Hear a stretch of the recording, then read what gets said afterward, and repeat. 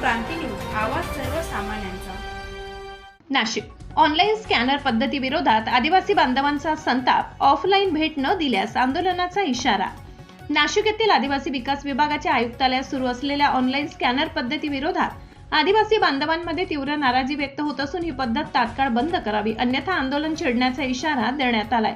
रावण युवा फाउंडेशनचे नाशिक शहराध्यक्ष सोनूभाऊ गायकवाड यांनी याबाबत निवेदनाद्वारे प्रशासनाचे लक्ष वेधले आहे। गायकवाड यांनी सांगितले की नाशिक जिल्ह्यासह अतिदुर्गम भागातील अनेक आदिवासी बांधव आपल्या विविध अडचणी आणि योजनांबाबत मार्गदर्शन मिळविण्यासाठी 100 ते 200 किलोमीटर अंतरावरून आयुक्तालयात येतात। मात्र आयुक्तांना भेटण्यासाठी ठेवलेली ऑनलाईन स्कॅनर पद्धत त्यांना वापरता येत नाही, कारण दुर्गम भागातील अनेक आदिवासींकडे अजूनही अँड्रॉइड मोबाईल नसून साधे मोबाईलच उपलब्ध आहेत। त्यामुळे ऑनलाईन नोंदणी करणे त्यांच्यासाठी शक्य होत नाही। अनेकदा ऑफलाईन भेट मागितली असता ती नाकारली जाते, क्वचित भेट मिळाली तरी त्यांच्या अडचणी व्यवस्थितपणे ऐकून घेतल्या जात नसल्याची तक्रार आदिवासी बांधवांनी केली आहे।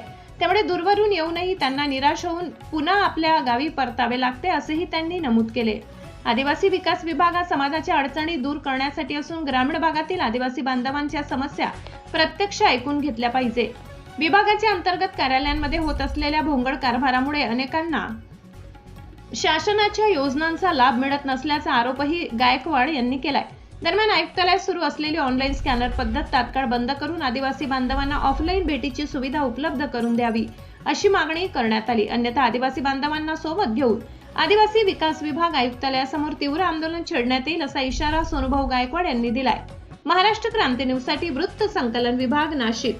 गेल्या मला वाटतं 15 ते 20 दिवसापासून आदिवासी विकास भवन नाशिक ज्या आयुक्त आहेत त्या आयुक्तांच्या कॅबिन बाहेर एक स्कॅनर पद्धत चालू केलेली आहे।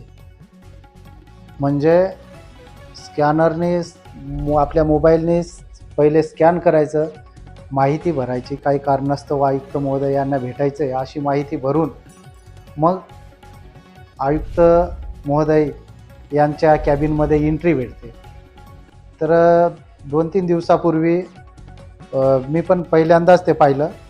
त्या ठिकाणी गेले असताना मी स्वतः माझ्या मोबाईलने 2-3 वेळा स्कॅन केलं, परंतु फेल्ड दाखवत होतं। माझ्या मागे जवळपास 10 ते 12 व्यक्ती होते, ते फिरून जात होते। मी त्यांना विचारलं, बाबांनो काय विषय? तर त्यांना सुरगाण्याचे लोक होते, आम्हाला मॅडमांना भेटायचं होतं, आश्रमशाळेच्या समस्या होत्या आमच्या। तर म्हटलं मग काय झालं? तर म्हणे आमच्याजवळ स्मार्टफोन नाही, आमच्याजवळ छोटे मोबाईल, आणि ते शिपाई म्हणतायत की पहिले स्कॅन करा, माहिती भरा, मगच मध्ये जाता येईल। म्हणजे बघा, आपण जे जिल्ह्याचे पालक, कलेक्टर त्या ठिकाणी जाताना सुद्धा अशी सिस्टीम नाही। आपण म्हणतो हे आपल्या सेवेसाठी बसलेले आहेत, म्हणजे आपल्या ज्या समस्या आहेत ते समस्या सोडवण्यासाठी हे बसलेले आहेत, परंतु हे तर काहीतरी दुसरंच वेगळंच चालू आहे। म्हणजे सर्वसाधारण माणसांनी करायचं काय? विद्यार्थी प्रॉब्लेम घेऊन येतात, आयुक्तांना भेटायचं ठरल्यावर विद्यार्थ्यांना जाऊ देत नाही, तुम्ही स्कॅन करा, माहिती भरा। अरे बाबांनो, तो स्कॅनर तरी नीट लावा की त्यांनी स्कॅन होईल, तिथं नेटवर्क नाही।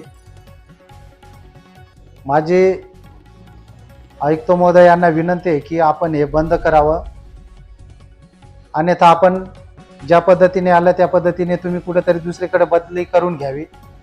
जर तुम्ही जर आदिवासी विभागात बसलेले आहेत, आदिवासी समाजाच्या समस्या सोडवण्यासाठी बसलेले आहेत, जर तुम्ही त्या आदिवासी बांधवांच्या समस्या सोडवत नसाल तर तुमची बदली तुम्हीच करून घ्यावी। ते लवकरात लवकर ते बंद झाल्या पाहिजे, अन्यथा आदिवासी संघटनांकडून, आदिवासी समाजाकडून, आदिवासी विद्यार्थ्यांकडून मोठं आंदोलन छेडलं जाईल, हे आम्ही आज जाहीर करतो। अशाच नवनवीन बातम्या पाहण्यासाठी आमच्या महाराष्ट्र क्रांती न्यूज या YouTube चॅनलला लाईक करा, सबस्क्राईब करा आणि बेल आयकॉनला प्रेस करा।